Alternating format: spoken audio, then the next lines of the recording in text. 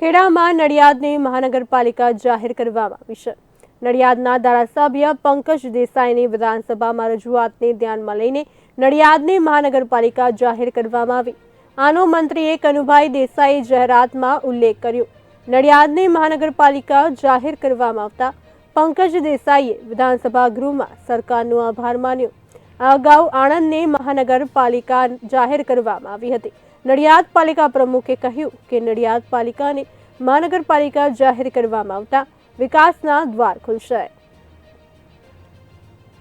અત્યારે જાહેરાત થઈ છે કે નડિયાદને મહાનગરપાલિકા જાહેર કરી છે, તો એ તબક્કે વડાપ્રધાન નરેન્દ્રભાઈ મોદી સાહેબ, અમિત શાહ સાહેબ, જેપી નડ્ડા સાહેબ, ભૂપેન્દ્રભાઈ પટેલ, કનુભાઈ દેસાઈ, CR પાટીલ સાહેબ અને ખાસ કરીને અમારા ધારાસભ્ય પંકજભાઈ દેસાઈ સાહેબ અને જિલ્લા પ્રમુખ અજયભાઈ બ્રહ્મભટ્ટ સાહેબનો ખૂબ ખૂબ આભાર માનું છું।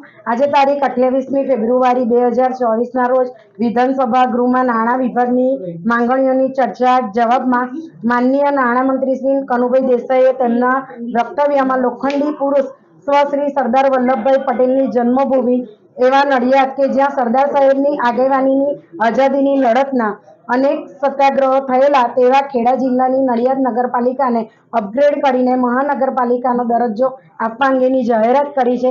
એ બદલ હું સર્વેનો ખૂબ ખૂબ આજે ગુજરાત સરકાર દ્વારા માનનીય મુખ્યમંત્રી શ્રી ભૂપેન્દ્રભાઈ પટેલ અને નાણામંત્રી શ્રી કનુભાઈ દેસાઈ સાહેબ દ્વારા આજે ગૃહમાં જાહેરાત કરવામાં આવી કે નડિયાદને મહાનગરપાલિકાનો દરજ્જો મળી ગયો છે।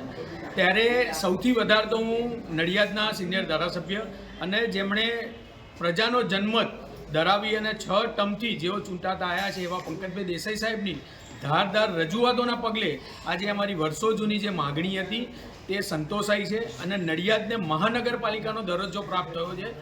પંકજભાઈ સાહેબ છેલ્લી 6 ટર્મથી સતત નડિયાદનો વિકાસ કરતા આવ્યા છે, પણ આજે કહેતા મને આનંદ થાય છે કે મહાનગરપાલિકા બનવાથી નડિયાદનો હજુ પણ ખૂબ સારો વિકાસ થશે અને આજુબાજુના જેટલા પણ ગામડાઓ મહાનગરપાલિકામાં જોડાશે તેઓ સર્વ ગામડાનો વિકાસ મહાનગરપાલિકાના રૂપમાં થશે।